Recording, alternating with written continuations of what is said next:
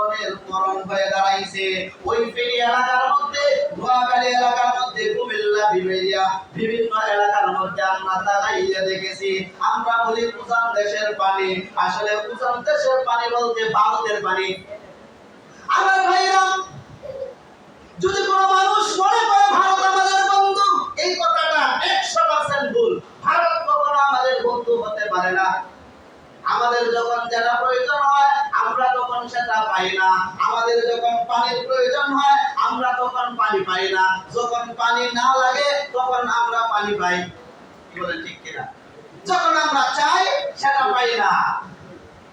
সেই ভারতের উদ্দেশ্য হলো, এই মূল একটা উদ্দেশ্য হলো বাংলাদেশের মানুষকে কিভাবে তাদেরকে ধ্বংস করে দেওয়া যায়।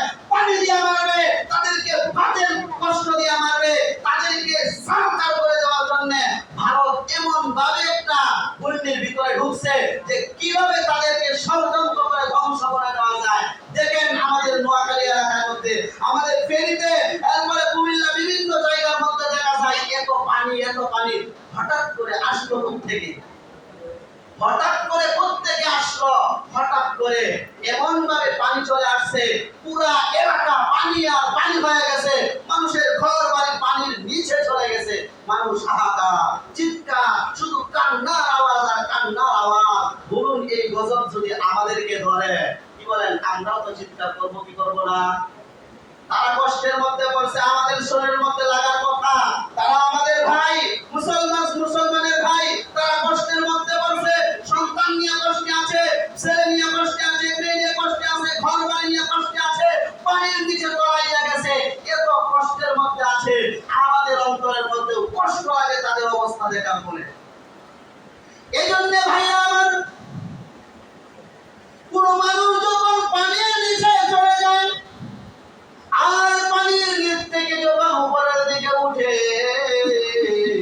এইভাবে যখন হাবুডুবু বুকায়, কত কষ্ট, শ্বাস নিঃশ্বাস নিতে পারে না, পানি খাইতে খাইতে ওই পানির মধ্যে মৃত্যুবরণ করে। আমাদের ভাইরা, আমরা যখন দুনিয়া থেকে বিদায় হয়ে কবরে চলে যাব, কবরের অবস্থাটা আমাদের কেমন হবে? আমল নাই, নামাজের সঙ্গে সম্পর্ক নাই, মসজিদের সঙ্গে সম্পর্ক নাই, আমাদের অবস্থাটাও কেমন হবে? আমরা শুধু পানির উপরে ভাসবো আর উপরে উঠবো, বারবার পানি খাবো, আবার নিচে যাবো, আবার উপরে উঠবো। মনে হবে এত কষ্ট, এত কষ্ট। আপনি এখন একটু চিন্তা করেন, আমি পুকুরের মধ্যে সাঁতার কাটতে পারি না, পানির মধ্যে পড়ে আছি, সাঁতরাইতেছি কিন্তু সাঁতার পারি না। সাঁতার না পারাতে একবার পানির নিচে, আবার উপরে, আমার মানুষের দিকে তাকায় বলি, আমাকে বাঁচাও, আমাকে বাঁচাও। এই যে চিৎকার করে কান্না করছি, কেউ আসে না। আমার অবস্থাটা কেমন হবে ভাই, একটু চিন্তা করে দেখেন। ঠিক এর চেয়ে বেশি কঠিন অবস্থা হবে আমাদের কবরে। এজন্য ভাইরা আমার, যে এলাকাগুলোর মধ্যে, যেই জেলার মধ্যে ভাইরা আমার তাকাইয়া দেখেছি, সন্তানকে মা কোলে লইয়া কান্না করে, বাবা সন্তানকে কোলে লইয়া কান্না করে, এবার কেমনে বাঁচবে, কোন দিক দিয়া বাঁচবে চিন্তা করে পানি আসতেছে, ওই পানি আস্তে আস্তে হয়তো কমে যাবে, ঘরের ভিতরেই অবস্থান করতেছে। আবার দেখা যায় না, কিছুক্ষণ পরে দেখা যায় আবার এক হাত পানি বাইরে গেছে। এইভাবে বাড়তে বাড়তে ঘরটা তলায় যাবে, গলা পর্যন্ত পানি চলে আসছে। এই অবস্থার মধ্যে সন্তান না মাকে ধরে রাখবে, না মা নিজের জান বাঁচাইবে, বাবা তার নিজের জান বাঁচাইবে নাকি সন্তানের জান বাঁচাইবে। এই অবস্থায়, কঠিন অবস্থার মধ্যে পড়া আমাদের এলাকা, ওই যে নোয়াখালীর এলাকার মানুষগুলো, ফেনীর এলাকার মানুষগুলো এমন কষ্টের মধ্যে পড়ে আছে।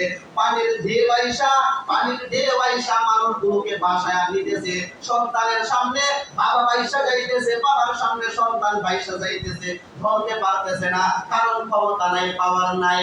এজন্য আমার ভাইয়া, এই কঠিন অবস্থার মধ্যে তারা অসহায় জীবন যাপন করছে। আমাদের জন্য উচিত হলো আল্লাহর কাছে দোয়া করা, প্রভু গো, আমাদের ভাইরা যেমন কষ্টের সম্মুখীন হয়েছে তাদেরকে হেফাজত করো, আর এই গজব যাদের পক্ষ থেকে তুমি দিয়েছো আল্লাহ, তাদেরকে তুমি সঠিক বিচার করো। কি বলেন, আমাদের দরকার করা, দোয়া করা দরকার আছে না নাই? দোয়া করতে হবে মুসলমানরা দোয়া করবে। হায় হায়, এই কষ্ট আমাদের সামনে আসলে আমাদের অবস্থাটা কেমন হইতো, কত কঠিন হইতো, আমাদের অবস্থা কেমন কঠিন হইতো। আমরা তো মায়ের কোলে আছি, কোনো কষ্ট নাই, কোনো অশান্তি নাই, মায়ের কোলে সবাই কাটাচ্ছি। আর ওই ভাইরা এত কষ্টে তাকায় দেখলাম গাছের উপরে কয়েকজন সন্তান চিৎকার করে কান্না করতেছে, মা কোথায় আছে, বাবা কোথায় আছে, মায়ের খবর নাই, বাবারও খবর নাই, আমি গাছের উপরে আছি। এইভাবে চিৎকার করে কান্না করতেছে, মা কই আর সন্তান কই, বাবা কই, গরু ছাগল কিচ্ছুর খবর নাই। সবাই যার যার বাঁচানোর চেষ্টা, কিন্তু এরপরেও বাঁচতে পারতেছে না। পানির ঢেউয়ে শত শত মানুষের ভেসে যাচ্ছে। এই পানি কমলে আমার মনে হয় শত শত মানুষের লাশ পাওয়া যাবে।